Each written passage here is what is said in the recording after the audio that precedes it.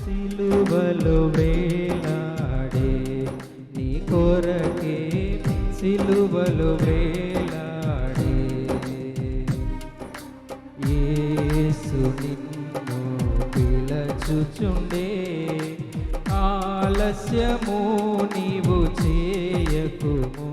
Praise the lord. ప్రియా దేవుని బిడ్డలారా, ఈ విమోచన దినాలు 12వ రోజుకి మిమ్మల్ని అందరినీ కూడా ప్రేమతో ఆహ్వానిస్తున్నాము. గడిచిన దినములన్నీ కూడా దేవాది దేవుడు ఎంతగానో కృపనిచ్చున్నారు. ఈ 12వ దినాన మన అంశము శక్తి అనే దాని గురించి కొన్ని విషయాలు ధ్యానించుకుందాం. శక్తి అనేది బలము అని మనం అనుకుంటూ ఉంటాం.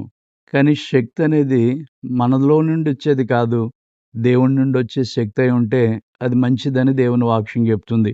లూకా శుభవార్త 24వ అధ్యాయము 49వ వచనంలో చూసినట్లయితే, ఇదిగో నా తండ్రి వాగ్దానం చేసినది మీ మీదకి పంపుచున్నాను, మీరు పైనుండి శక్తి పొందు వరకు పట్టణములో నిలిచుండడని వారితో చెప్పెను.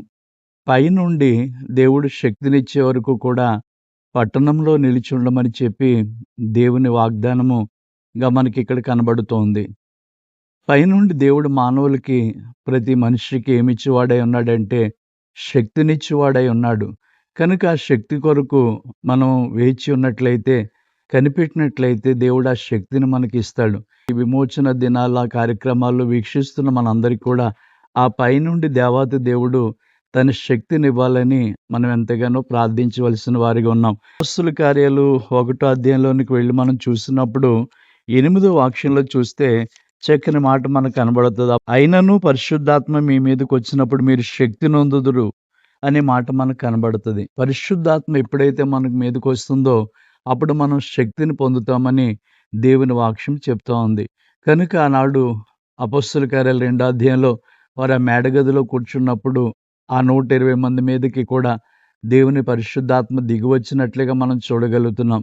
అవును, నిజంగా దేవుని శక్తి తమ శిష్యుల మీదకి వచ్చినప్పుడు భూమిని తలక్రిందులు చేసేవారిగా దేవుడు వారిని వాడుకున్నాడు. ఈ మాటలు వింటున్న నీ జీవితంలో కూడా ఆ శక్తిని నువ్వు పొందుకున్నట్లయితే, ఆ శక్తి దేవుడు నీకు అనుగ్రహించినట్లయితే గొప్ప కార్యాలు మనం చూడగలుగుతాం. కనుక దేవుని వాక్యం అదే చెప్తుంది.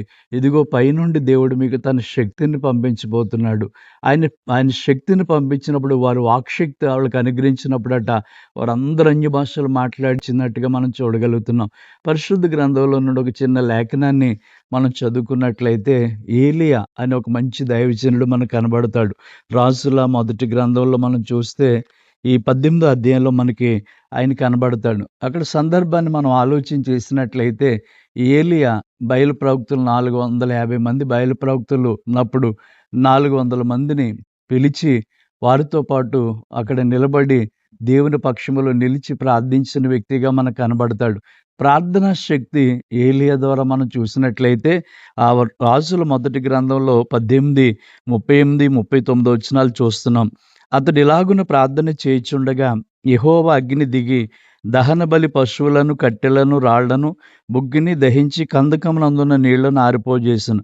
అంతటి జనులందరూ దానిని చూసి సాగిలపడి యెహోవాయే దేవుడు, యెహోవాయే దేవుడని కేకలు వేసిరి అనే మాట మనకు కనబడుతుంది.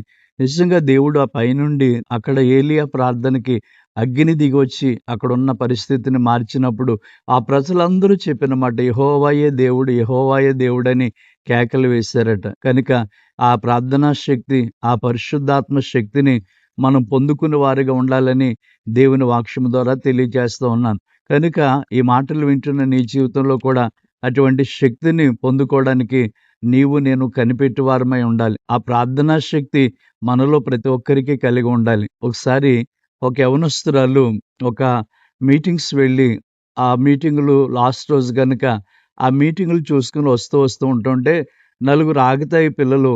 ఈ అమ్మాయి ఒంటరిగా వస్తుంది కదా, ఈమెను ఆట పట్టిందామని చెప్పేసి ఆ అమ్మాయిని ఫాలో అవుతూ వచ్చారు. అమ్మాయి భయపడుతూ వెళుతోంది. ఇంకా ముందుకు వెళుతుంది. వాళ్ళు ఇంకా ఫాలో అవుతూ ఉన్నారు.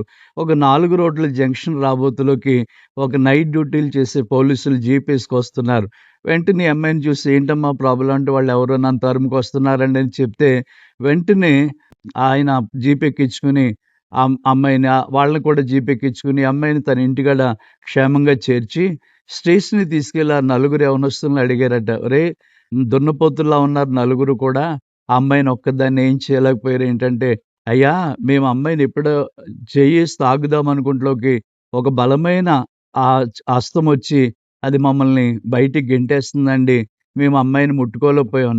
ఆ అమ్మాయి చుట్టూ దేవుడు తన పరిశుద్ధాత్మ శక్తిని, పరిశుద్ధాత్మ కంచెను ఉంచి ఆ దుష్టుల చేతిలోంచి ఆ బిడ్డని, ఆ యవనస్తురాలిని రక్షించాడు. నేనంటున్నాను ఈ రోజున అదే శక్తి నీవు పొందుకోవాలి.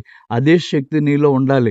కనుక ప్రార్థనా శక్తి ఉన్నప్పుడే ఏలీయాని బట్టి దేవుడికి మహిమ కలిగింది. మనం కూడా అటువంటి ప్రార్థనా శక్తిని కలిగి ఆయన కృపలో మనం ముందుకు సాగుదాం.